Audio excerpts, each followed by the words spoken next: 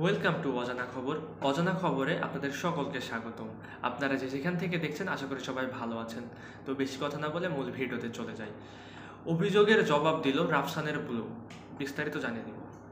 সম্প্রতি social media ও বেশ কিছু নিউজ পোর্টালে ভাইরাল হয় রাফসান দা ছোট ভাই খ্যাত কন্টেন্ট ক্রিয়েটর ইফতেখার রাফসানের ড্রিঙ্কস ব্লু তৈরি হচ্ছে নোংরা পরিবেশে। এ কারণে ভ্রাম্যমাণ আদালত জরিমানা করেন। এমন অভিযোগের জবাব দিয়েছে প্রতিষ্ঠানটি। শুক্রবার 17 মে রাতে ব্লু এর অফিসিয়াল পেজ প্রসঙ্গে একটি ভিডিও পোস্ট করা হয়। মাত্র 12 সেকেন্ডের ওই ভিডিওতে ব্লু তৈরির প্রক্রিয়া দেখানো হয়। পোস্ট করা এ ভিডিওর ক্যাপশনে প্রতিষ্ঠানটি জানিয়েছে, গত মাসের এপ্রিলের 24 তারিখ বিএসটিআই তাদের 30,000 টাকা জরিমানা করে প্যাকেজিং নিবন্ধন সার্টিফিকেট এর কারণে। এটা প্রোডাক্টের লেভেল সম্পর্কিত, কোয়ালিটি বা মান সম্পর্কিত নয়। পোস্টে প্রতিষ্ঠানটি আরও জানায়, তাদের বিরুদ্ধে আনা কিছু অভিযোগের পটভূমিকা স্পষ্ট করার জন্য প্রোডাক্ট তৈরির পরিবেশ ভিডিওটি শেয়ার করেছেন তারা। প্রসঙ্গত, দেশের আলোচিত ইউটিউবার রাফসান সম্প্রতি বাবা মায়ের বিশাল অঙ্কের ব্যাংক ঋণ ও গাড়ি কেনার ইস্যুতে বিতর্কিত হন।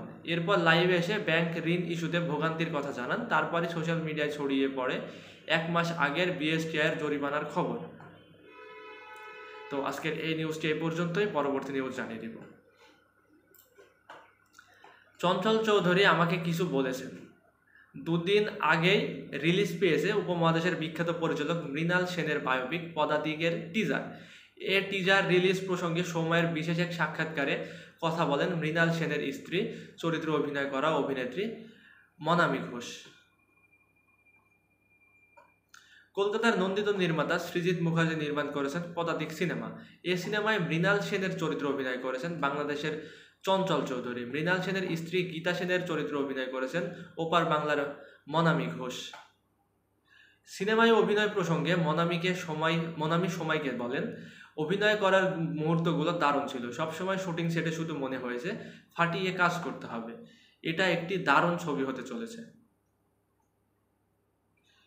মনামি আরও বলেন, সিনেমায় পারফেক্টভাবে আমার চরিত্র ফুটিয়ে তোলার জন্য একটু হোমওয়ার্ক ছিল। ভিডিও সাক্ষাৎকার দেখেছি, বসা চলার ভঙ্গি রপ্ত করতে, ছবির পোজ খেয়াল করেছি, সাজটাও নজর দিতে হয়েছে। এ সিনেমায় গীতার লুকে যখন ফটোশ্যুট হলো তখন কখনো মনে হয়নি আমাকে কেমন লাগছে, সবসময় মনে হয়েছে দর্শকের কেমন লাগবে, লুকটা ঠিক মতো হয়েছে। তো পরিচালক সৃজিতের ভাষায় মনামির ক্যারিয়ারের সেরা ছবি হতে চলেছে পদাতিক।